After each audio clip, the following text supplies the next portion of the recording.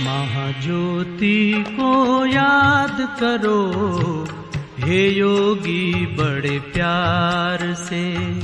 महाज्योति को याद करो हे योगी बड़े प्यार से।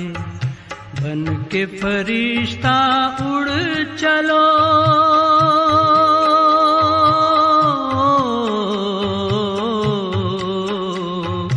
बन के फरिश्ता उड़ चलो हे योगी संसार से, हे योगी संसार से।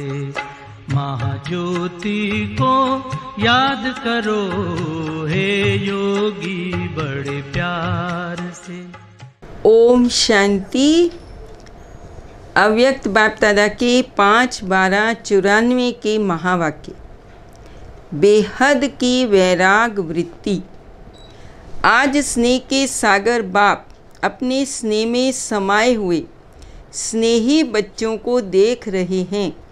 ये ईश्वरीय स्नेह सिवाय आप बच्चों के किसी को भी प्राप्त नहीं होता। ये आप सबको विशेष प्राप्ति है। हमें बाप का प्यार मिला। मेरा बाबा मुख से निकलता। जो परमात्म प्यार में खोए हुए रहते, उनको इस प्यार से कोई हटा नहीं सकता। परमात्म प्यार में खोई हुई आत्मा की झलक और फलक अनुभूति की किरणें इतनी शक्तिशाली होती हैं, जो कोई भी समीप आना तो दूर, लेकिन आँख उठाकर भी देख नहीं सकता। ऐसी अनुभूति सदा रहे। अभी योग लगाते लगाते युद्ध करनी पड़ती है। बैठते योग में हैं, लेकिन अनुभूति में खोए हुए न होने कारण कभी योग कभी युद्ध दोनों चलते हैं। मैं बाप का हूँ, ये बार बार स्मृति में लाना पड़ता है। स्मृति विस्मृति ये युद्ध लवलीन अनुभूति नहीं करने देता। कोई कोई बच्चों में व्यर्थ देखने के संस्कार नेचुरल नेचर हो गई। कोई में सुनने की, कोई में वर्णन करने की, कोई में सोचने की नेचुरल नेचर हो गई। वो समझते ही नहीं कि ये हम करते हैं। अगर कोई इशारा भी देता तो माया की समझदारी से रॉन्ग में भी अपने को राइट समझते हैं। मेरे जैसा ज्ञानी, मेरे जैसा योगी, मेरे जैसा सेवाधारी कोई है ही नहीं, क्योंकि उस समय माया की छाया मन और बुद्धि को ऐसे वशीभूत कर देती जो यथार्थ निर्णय नहीं कर सकते।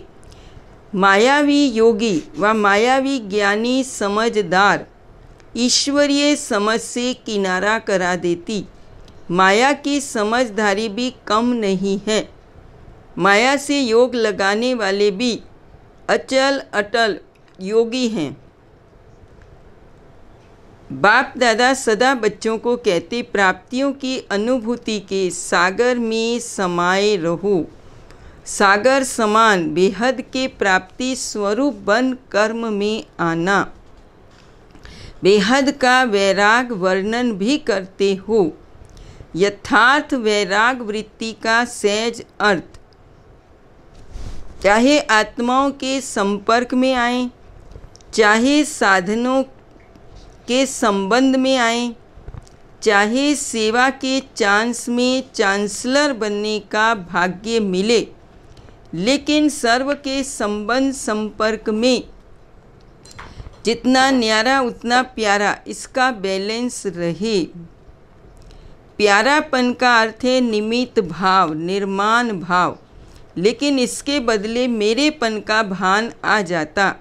ये मेरा ही काम है, मेरा ही स्थान है, मुझे ही सर्व साधन भाग्य अनुसार मिले हुए हैं। इतनी मेहनत से मैंने ये साधन, स्थान व सेवा साथी बनाए हैं। ये मेरा है। क्या मेरी मेहनत की कोई वैल्यू नहीं है? ये निमित्त भाव और मेरेपन के भाव में अंतर है। मेरापन रॉयल रूप से बढ़ गया है। ये मेरेपन की रॉयल भाषा, रॉयल संकल्प बाप से रूहान में भी बाप दादा द्वारा बहुत सुनते हैं। बाबा आप ही इसमें मेरे को मदद करना। आप क्या समझते हो कि ये मेरा काम नहीं, मेरी जिम्मेदारी नहीं, मेरा अधिकार मेरे को मिलना चाहिए। बाप को भी ज्ञान देने के लिए बहुत होशियारी करते हैं, तो बाप दादा भी मुस्कुराते हैं। निमित्त है जो मिला है, जैसे मिला, जहाँ बिठाएं, जो खिलाएं, जो कराएंगे वही करेंगे। पहला पहला सभी का यही वायदा है। पावनी का दुनिया की हालतें बहुत ख़राब हैं। ये दुनिया कहाँ तक चलेगी, कैसे चलेगी, लेकिन फिर भी दुनिया चल रही है। समय की समीपता का फाउंडेशन बेहद की वैराग वृत्ति। ये लगाव बड़े पावनी का टेस्टी लगते हैं। एक दो बार टेस्ट किया तो वो टेस्ट खींचते रहती हैं। बाबा बाबा के बदले मेरा मेरा तो नहीं आ जाता। दूसरे के जज बन जाते और अपने वकील बन जाते। बनना है अपना जज और बनते हैं दूसरों का। इसको ये नहीं करना चाहिए, इसको बदलना चाहिए, और अपने लिए समझेंगे ये बात बिल्कुल सही है। मैं जो कहती हूँ वही राइट है। ये ऐसे हैं, ये वैसे हैं। वकील लोग भी सिद्ध करते हैं ना, सच को झूठ, झूठ को सच। जितने प्रमाण देना वकील को आता है उतना और किसको भी नहीं आता। अपना जज बनना ये गलती हो जाती है। दूसरे के लिए रिमार्क देना बहुत सहज है, लेकिन अपने को बदलना है। स्व परिवर्तन से विश्व परिवर्तन। बाप दादा भी माया की चाल देख मुस्कुराते हैं। माया कितनी चतुर है। मास्टर सर्वशक्तिवान आत्माओं को भी अपना बना लेती है। बेहद की वैराग वृत्ति का वायुमंडल बनाओ। जहाँ स्नेह है वहाँ मेहनत नहीं लगती, मुश्किल नहीं लगता।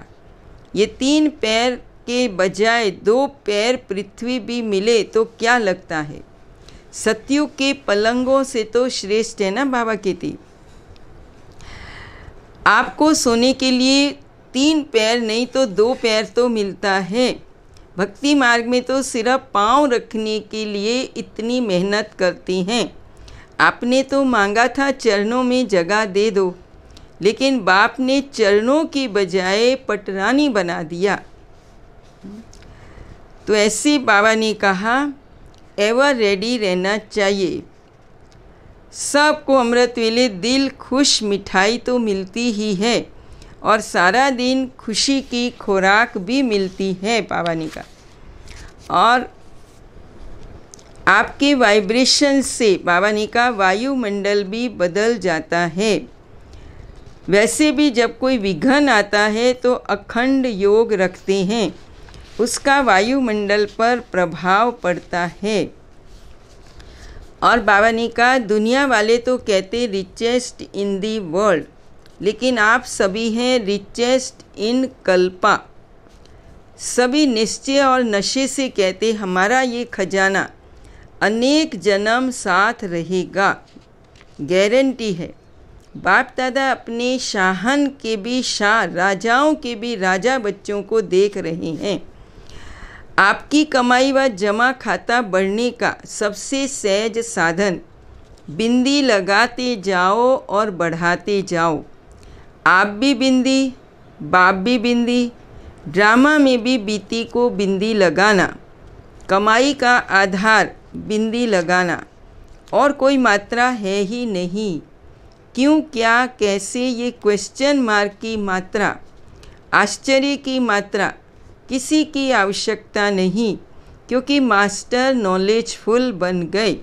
कैसे शब्द ऐसे में बदल गया, पता नहीं ये शब्द संकल्प में भी बदल गया। त्रिकालदर्शी ये स्वप्न में भी नहीं सोच सकते, तो मुख से तो बोलने का सवाल ही नहीं। संगम पर सारा खेल ही 3 बिंदियों का है। कई बार बिंदी की बजाय कलम से लंबी लकीर खींच लेते। बिंदी लगाने से 1 सेकंड में आपके कितने खजाने बच जाते हैं। तो सोचो, ज्ञान का खजाना, शक्तियों का खजाना, गुणों का खजाना, संकल्प का खजाना, एनर्जी गई, श्वास सफल के बजाय असफलता में गया, समय गया। तो बाबा कहते कितनी लंबी लिस्ट हो गई। कभी भी नहीं सोचो 1-2 सेकंड ही तो गया। 1 सेकंड भी कितना भारी हो गया। हर समय अपने जमा के खाते को बढ़ाते चलो। अमृत वेले मिलन भी मनाते, रूहान भी करते, वायदे भी बहुत अच्छे करते कि करेंगे, ये करेंगे, बहुत अच्छी अच्छी बातें करते हैं। लेकिन चलते चलते बाप दादा को भी अपनी अच्छी अच्छी बातें सुनाने लगते हैं। फिर क्या करते हैं बाबा ने कहा, सिर्फ संकल्प में चला वो तो ठीक हो जाएगा। बाप को भी दिलासा दिलाते हैं, ठीक हो जाएगा, पुरुषार्थी हैं, संपूर्ण तो नहीं बने हैं। गा गा के गीत सारे दिन में बहुत सुनते हैं। बाप दादा ने देखा समय के खजाने का महत्व जितना रखना चाहिए उतना कई बच्चे नहीं रखते हैं। एक दिन का भी चार्ट चेक करो, बाबा ने कहा। द्वापर काल से व्यर्थ सुनने, देखने, फिर सोचने की आदत न चाहते भी आकर्षित कर लेती। इस कारण समय का खजाना वेस्ट खाते में चला जाता। दूसरी बात, मेजॉरिटी व्यर्थ बोल में भी समय वेस्ट करते हैं। 1 घंटे के अंदर भी चेक करो, जो भी बोल बोला, हर बोल में आत्मिक भाव और शुभ भाव है। वो तो अनेक है, अनेका माया की भावनाएं। कई बार बोल ईर्ष्या, हसद, घृणा, ये भावनाएं चाहे किसी भी परसेंटेज में समाई हुई होती हैं। कई बार बोल के टेप रिकॉर्ड बाप दादा सुनते हैं। हर एक की ऑटोमेटिक टेप भरती जाती है और जिस घड़ी जिसकी भी सुनने चाहो वो सुन सकते हैं। हर बोल का सार नहीं होता। कई बार कहते मेरी भावना, मेरा भाव खराब नहीं था, ऐसे ही निकल गया, वह बोल दिया।